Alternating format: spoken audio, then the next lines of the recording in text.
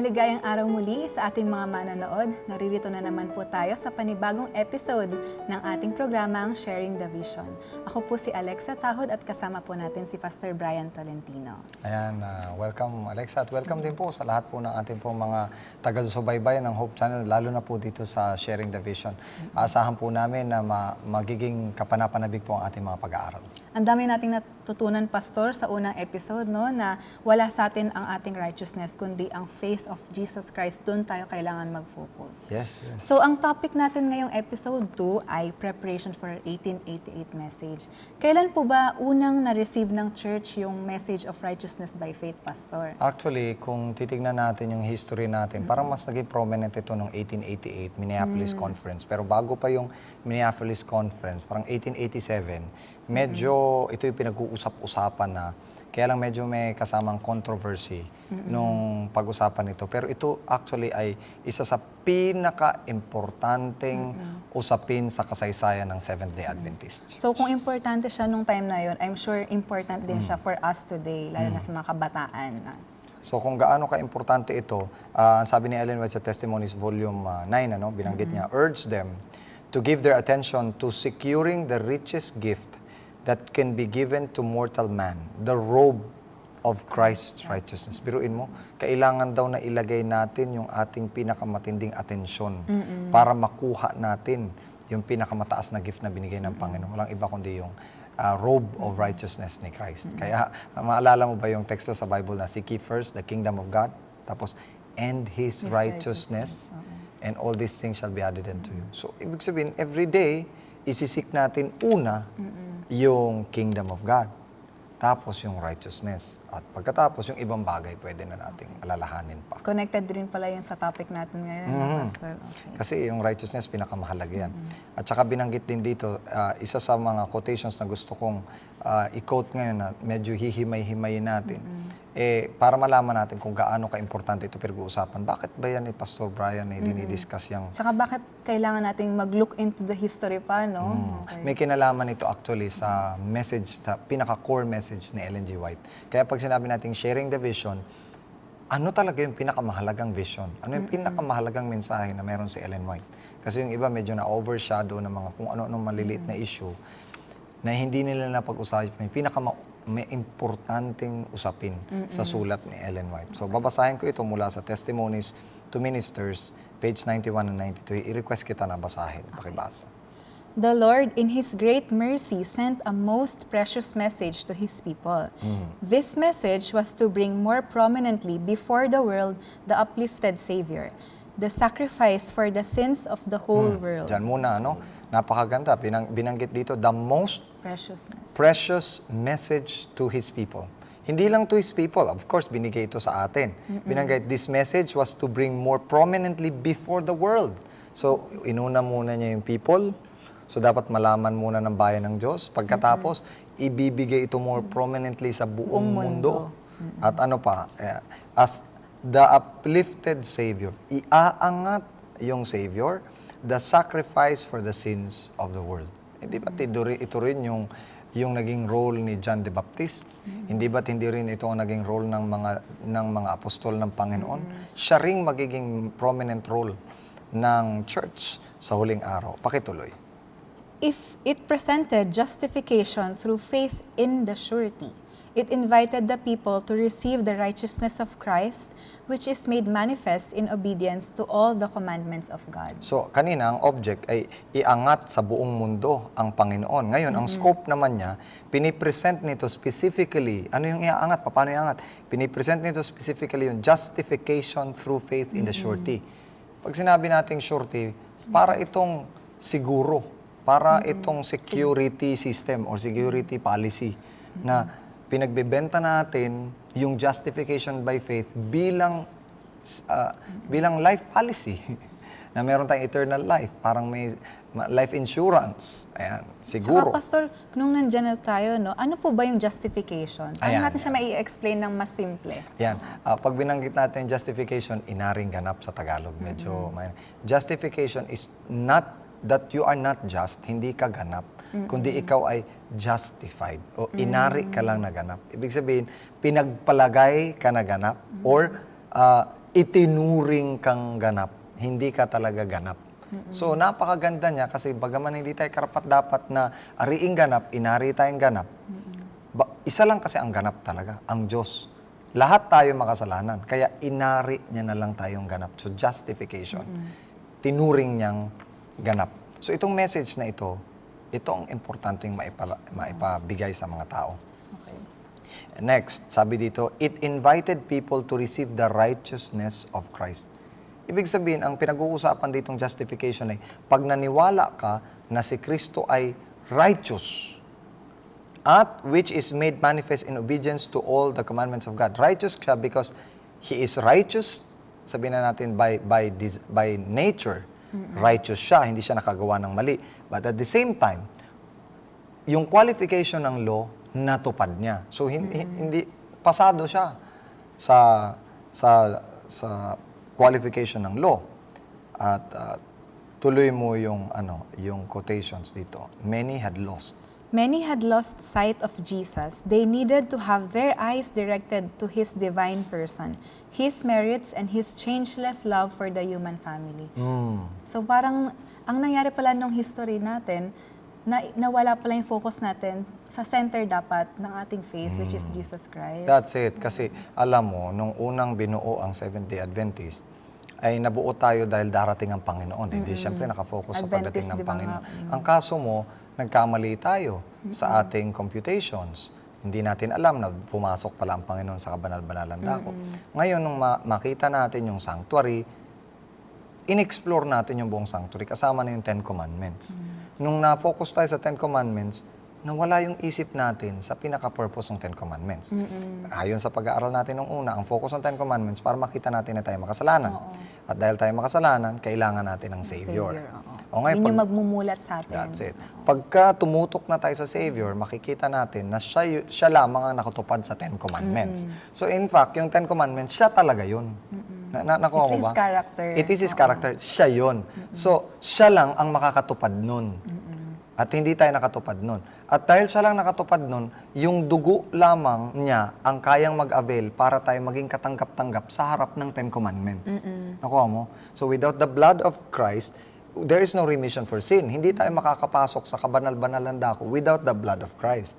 So, yung blood ni Christ lamang ang makaka-avail na tayo ay maging righteous sa harap ng Ten Commandments. Or else we will be judged by the Ten Commandments. Ito yung gusto ni Ellen White na maipakalat na i-fix ng mga tao ang kanilang mata kay Jesus. Hindi sa sarili nila o sa kautusan. Kasi minsan may tendency tayo na tumutok sa kautusan. Na kaya naman natin, basta gawin natin talaga to. Let's keep just the law, right? Pero pagka pinag-usapan natin yung tunay na kautusan, makikita natin na hindi talaga natin masusunod yung kautusan. So, kailangan natin ng justification. Ibig sabihin, i-justify tayo nung kayang sumunod ng kautusan at yung naparusahan para sa atin, para tayo maging ganap na. Ngayon, tuloy tayo. All power is given into His hands that He may dispense rich gifts unto men, imparting the priceless gift of His own righteousness to the helpless human agent. Imparting. Ang ganda ng word na helpless human agent. Helpless. Talagang, kaya siya nag-justify. Kasi alam niya na hindi nakakayanin ng tao na unang-una na maging just. Hindi na niya kayang sundin ang kautusan. So wala na talaga siyang pag-asa. Dahil dun sa kawalang pag-asa ng tao, helplessness ng tao, ang ginawa niya, okay, mamamatay ako para sa tao, para ibigay ko na lang yung righteousness ko sa kanila. So, ikikredit ko na lang yung righteousness ko sa kanila kasi helpless na sila. Ang sabi dito, to impart, imparting the priceless gift of His own righteousness. Kaya yung righteousness by faith, yung nasa iyo na yung righteousness ni Christ, hindi dahil gumawa ka, kundi dahil sa pananampalataya, parang binigay na lang sa iyo as credit, as Tsaka, merit. Sabi dito, He is willing to give it to us. No? Freely. Oo, freely. Freely. Napakaganda. Napakaganda. At ituloy natin. This is the message. This is the message that God commanded to be given to the world. It is the third angel's message. Kaya mapapansin mo ngayon, ang mga publishing houses natin, todo-todo ang pagpapublish ng Desire of Ages, Acts of the Apostles, Patriarchs and Prophets, Prophets and Kings. More than anything sa mga sulat ni Ellen White, ito yung gusto ni Ellen White na ma-publish talaga. Kasi, kaya eager na eager siya na sumulat kasi yung buong scripture sinulat niya in the light nung justification by faith na yon. Para in every step of the way, pag nagbasa ka ng Biblia, nakafocus ka sa righteousness ng Diyos sa pamamagitan ng pagtupad ni Kristo sa kautusan. Para pag tumingin tayo sa Kanya, ikikredit niya na sa atin yung lahat ng mabubuting ginawa niya. So, Pastor, ito palang message na to, yung 1888 message, ito pa rin yung third angel's message na kailangan nating ibigay sa buong mundo That's ngayon. it. Yan ang dapat nating ipabalita. Kaya lahat ng effort na magagawa natin para ipabalita ito, gawin na natin. Paano tayo ipapabalita kung hindi natin naintindihan? Oo nga. Yun ang problema. Lalo na sa mga young people ngayon, no? Parang pag sinabing first angel, second angel, third angel, parang Naintindihan nakakalito nila. siya, di ba? Pero yung righteousness by faith na miss. O ngayon, kung titignan natin, itong 1888 message na to, 1887 pa lang, piniprepare na ang puso ng mga Seventh-day Adventists para tanggapin ito. Sad to say, hindi lahat tumanggap. Meron din tumanggap. So, ituloy natin to, no? It is the third angel's message. Pakibasa.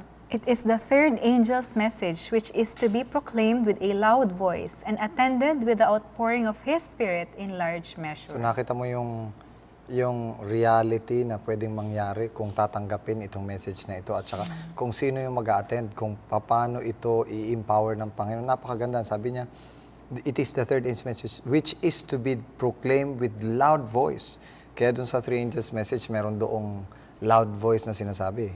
Yung nakita niya, nag-proclaim yung three angel at sinabi niya na ito yung loud voice na dapat na i-attend.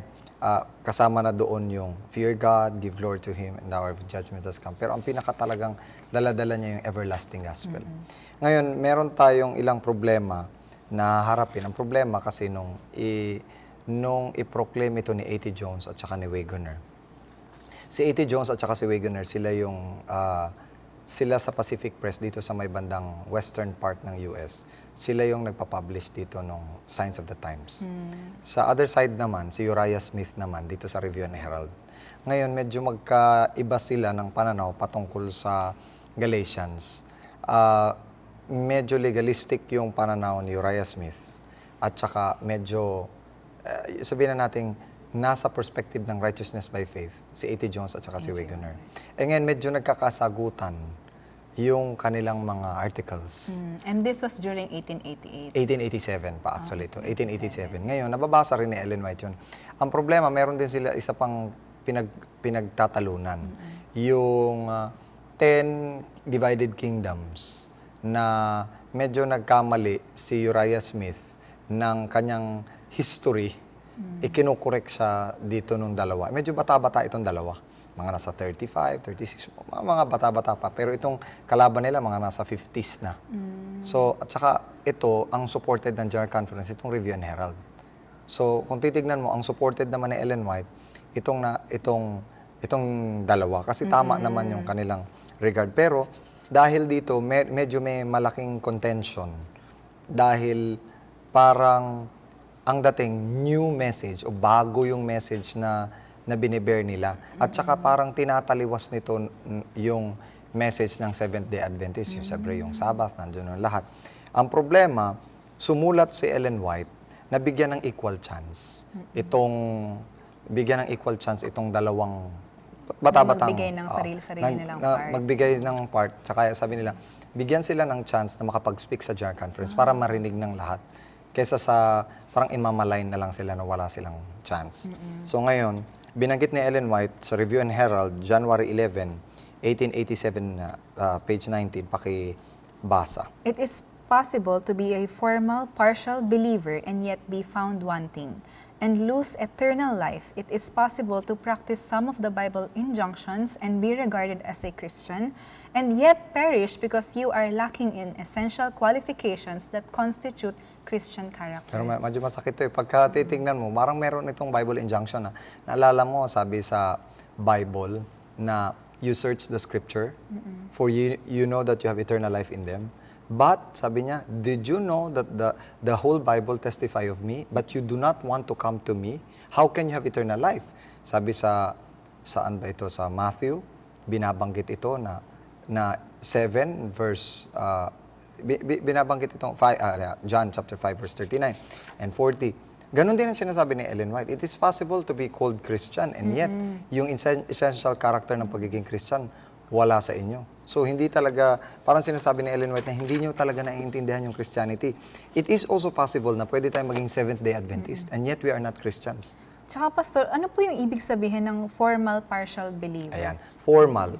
Ituloy na natin dito sa 2 weeks after.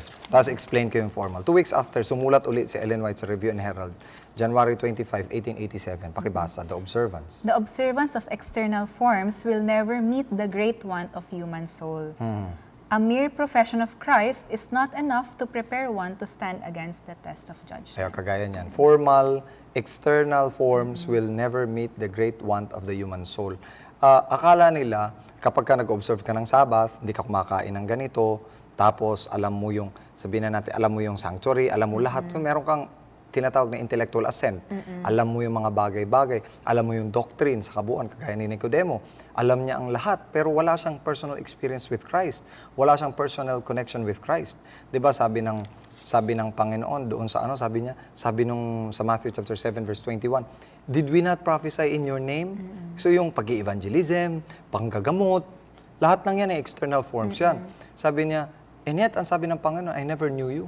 Depart from me. You evildoer. Bakit siya evildoer? Kasi disconnected siya kay Christ. Biruin mo, alam na alam nila ang Sabbath, galing-galing nila sa preaching, dami na napapabinyagan, and yet, Tinawag silang evildoer. oo, tinawag silang evildoer kasi during this time, sinasabi din ni Ellen White na wala kayong personal experience with Christ, hindi kayo connected. Kasi hindi naman si Kristo ang lagi nilang pinag-uusapan eh.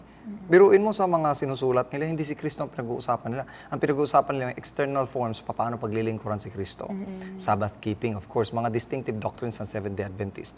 Stewardship, yung pag-iikapo, pangangaral, pero nawala na yung talagang personal connection nila kay Christ. So yung sinasabi ni Ellen White na, hindi porke kayo ay sumusunod sa mga external forms, Christians na kayo. Tsaka bumabalik tayo sa napag-usapan natin ng first episode, no, Pastor, na wala sa ating nagagawa para kay Christ ang ating salvation. Ayan na, parang bumabalik na ng gano'n, no? Parang nagkakatagpi-tagpi na. So obvious na obvious kay Ellen White na self-sufficient yung mga leaders natin. At saka itong dalawang ito ay talagang open sila sa bidding ng Holy Spirit na sumusulat talaga sila. Ang kaganda ng mga sinulat nila tungkol sa pananampalataya na talagang humanga si Ellen White. Na parang ngayon lang, alam na ni Ellen White yung salvation na ito, naramdaman niya ito sa buhay niya, pero hindi kasing expressive ng panulat ni A.T. Jones at saka ni Wagoner. Yung kanya, kagaya niyo, sabihin ni A.T. Jones at Wagoner, binanggit niya na, kagaya ng isang tao na sinabi kay Kristo, huwag ka na pumunta sa bahay. Sabi niya, sabihin mo lang yung salita mo at gagaling yung katulong ko. At sabi ni Jesus Christ, hindi pa ako nakakita ng ganitong pananampalataya. So ang tunay na pananampalataya, yung hindi mo na kailangan makita pa, sabihin lang, pag sinampalatayanan mo, gagaling na. So, ang tanong, kaya ba nating panghawakan at sinabi lang ng Panginoon na ililigtas ka, maliligtas ka na kahit wala ka pang ginawang effort? Nakikita doon yung gano'ng ka-genuine yung faith Ganun katindi yung faith ni A.T. Jones at saka ni Wagoner na hinangaan ni Ellen White na sana binigyan ng chance. 3 weeks after, sumulat uli si Ellen White. Tingnan mo ang mga rebuke niya, mga tinitignan niya, kinikriticize na ni Ellen White yung mismong karakter ng mga ayaw tumanggap ng message. Wala pang 1888 nito ha. Pakibasa, there is too much formality. There is too much formality in the church. Souls are perishing for light and knowledge. We should be so connected with the source of light that we can be channels of light to the world. Those who profess to be guided by the Word of God may be familiar with the evidences of their faith and yet be like their pretentious fig tree, which flaunted its foliage in the face of the world, but when searched by the Master, was found destitute of fruit. Grabe, napaka-rebuking, no, Pastor? Talagang parang walang kwenta yung lupa na kinalalagyan nung fig tree kasi hindi naman nagbubunga yung fig tree. So mas maigi pang patayin na lang para may tumubong iba na magbubunga. ganun din nangyayari ang Seventh-day Adventist. Nakipag-flirt tayo sa legalism na kahit akala natin mabunga tayo, pero wala tayong bunga kasi hindi tayo kinakakitaan ng karakter na meron si Christ. And deceiving siya kasi kung may kita dito, sinabi dito na mukha siyang okay na fig tree, pero pag sinearch siya, wala siyang Destitute. fruits. O, wala siyang fruits. Pwede kang mag-pretend. Yes. You can pretend to be okay as a Christian, but yet you know na parang wala akong relationship sa Panginoon. That's it. So you can keep the Sabbath, pwede kang hindi kumain ng ganito, pwede kang mag-missionary work. Madami kang pwedeng gawin as a And Seventh-day yet, Adventist. feeling empty. Pero hindi ka pa rin Christian. Yun ang nakakalungkot yan. Sabi ng asawa ko nung siya, born Adventist siya, sa kanyang pagiging born Adventist, na-realize niya, nung binasa niya yung Steps to Christ, hindi pa pala siya Kristiyano. So kahit nabasa mo na yung Great Controversy, pag hindi mo pa naintindihan yung Steps to Christ, hindi mo pa rin naiintindihan paano maging Kristiyano. You can be a Seventh-day Adventist. And yet, waiting for the coming of the Lord, and yet is not connected to the Lord. Yun ang mahirap doon eh. Hindi ka pala konektado sa Panginoon, pero ina-assume mo na may relasyon ka sa Panginoon. Kaya ang sabi ng Panginoon doon sa 5 virgins, I do not know you. Pero maputi ang damit nila, Lahat maganda sila may lamp, lahat sila, may lahat. burning at some point. Tapos naghihintay sila. Naghihintay talaga sila. Hindi naman to tungkol sa kinulang sila ng oil eh. Hindi sila tinanggap ng Panginoon. Not because of the oil, even because of the lamp or the light. Kaya sila hindi tinanggap ng Panginoon. They were not connected. Ang sabi ng Panginoon, I never knew you. Wala namang ibang dahilan na sinabi ang Panginoon. Kung na-late lang sila, okay lang sana. Pero ang sabi ng Panginoon, hindi ko kayo kilala. So it's about, hindi wala silang relasyon talaga sa Panginoon. Yun ang pinaka-main na dahilan talaga doon. 2 weeks after, eto na naman, binanggit na naman ni Ellen White, the Lord Jesus on the Mount of Olives plainly stated that because iniquity shall abound, love of many shall wax cold. Kaya ito, kinote niya ito from 2 Timothy chapter 3, verse 1 to 3, hanggang 5 and 7. 5 kasi ang sabi doon, perilous times will come, sabi sa 1, people will be lovers of themselves, lovers of money, lovers of pleasure, rather than lovers of God. But sabi doon sa verse 5, but having the form of godliness, but denying the power thereof, ever learning but never able to acknowledge the truth. Laging nag-aaral pero hindi nakatagpo ng katotohanan. Ano ba yung katotohanan? Si Kristo ang katotohanan. So ang natagpuan lang nila, Sabbath, natagpuan na yung pagkain, natagpuan na yung sanctuary. Hindi nila na-connect kay Jesus. Hindi nila na-connect kay Jesus. Kaya sabi ni Ellen White, destitute kayo. Kaya sabi ni Ellen White, binanggit niya sa Review and Herald, March 22, 1887, bago pang 18, sabi niya, a revival of true godliness among us is the greatest and most urgent of all our needs. Dito niya ito binanggit during this time. Kailangan talaga ng revival ng church. Anong klaseng revival? To seek this should be our first work. There must be earnest effort to obtain the blessing of the Lord, not because God is not willing to bestow His blessing upon us, but because we are unprepared to receive it. Binibigay na ng Panginoon, kaya hindi sila makapag-reflect eh. Alam mo, ang kaya nilang gawin noong unang panahon, mag-textual yung mula dito sa text na to, pupunta doon. Mula sa text na to, pupunta doon. Para i-prove na ang Sabbath, halimbawa, ay tama. Pero yung pag-aralan yung gospel, chapter by chapter, yung buhay ni Christ, parang sa kanila, basic yan. Alam ko yan. Hindi ko na kailangang pag-aralan yan. Bale, kung ano yung important, yun pa yung hindi nila napapagpuhusan. Si Christ na important, wala na. Parang wala nang... Kasi Sabbath should be a reflection of Christ, di ba? Parang sa atin ngayon, parang yung kanin hindi mahalaga.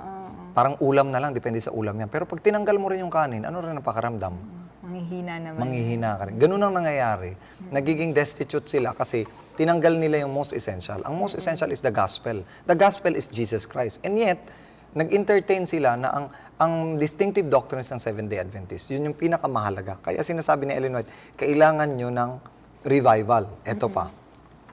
Binanggit ni Ellen White, the power of evil is so identified with human nature that no man can overcome except by union with Christ.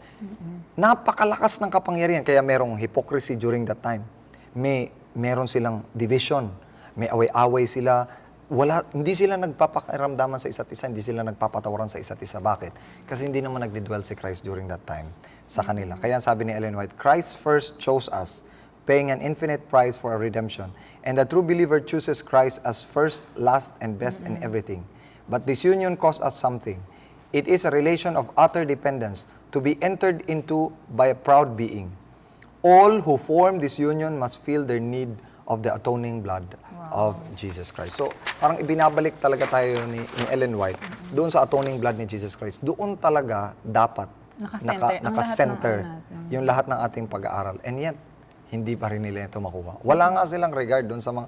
In fact, meron na silang malignity kay Ellen White na parang si Ellen White connected sa kanyang anak na si William. Si William, napakakaibigan itong si A.T. Jones at si Wegener. So iniisip nila, perverted na yung judgment ni Ellen White kasi kaibigan ng anak niya si A.T. Jones at si Wegener. Kaya hindi na siya hindi na makikinig si Ellen White to the point na hindi na tinuring si Ellen White ng iba na prophet.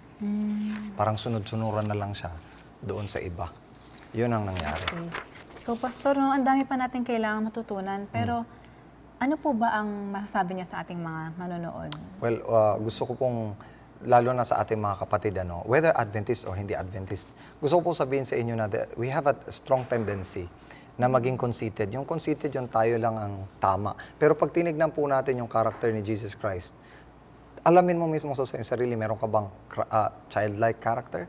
Nakikinig ka ba? Fully dependent ka ba sa Panginoon o dependent ka lang sa sarili mong wisdom? Pangatlo, talaga bang hinihiling mo yung banal na espiritu sa buhay mo o hinahayaan mo lang na yung talino mo ang mag-rule sa'yo? Pang-apat, paano mo tatanggapin yung blessing kung hindi ka empty? So, ang nangyari po noong 1887 ay hindi po sila willing na tumanggap sa blessing kasi akala nila blessed na sila at hindi na nila kailangan ng Panginoon. Yun ang naging problema. At the same time, gusto kong sabihin sa iyo, Alexa, na napakalungkot na mga pangyayari. Imbis na maiparating natin ang pabalita during that time, kaagad sa buong mundo. Kasi ito yung magbibigay ng loud cry sa buong mundo, iparating ang pabalita sa buong mundo. Hindi maiparating kasi tayo mismo ay nagkukontrahan. Tapos imbis na matanggap natin yung blessing, naging curse ito sa iba. Bakit?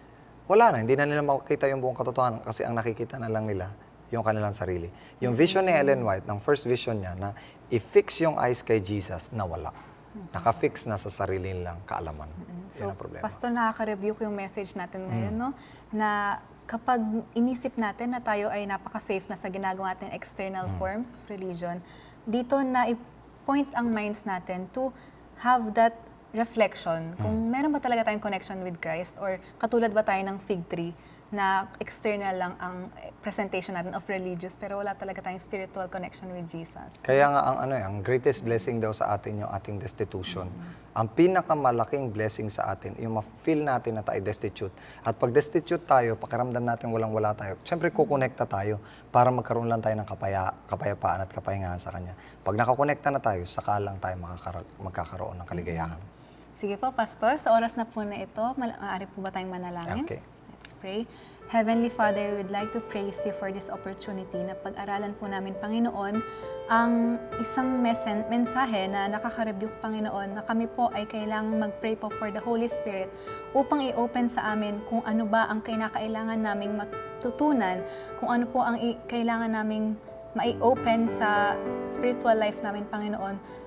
We would like to pray, Lord, that you will have us examine our own salvation and our own desire for righteousness by faith. And I pray, Lord, that you will guide the viewers of this program to have a personal relationship with you, not just an external form of godliness. Thank you, Heavenly Father, for being with us. And all this we pray in the loving name of Jesus, our Lord and Savior. Amen.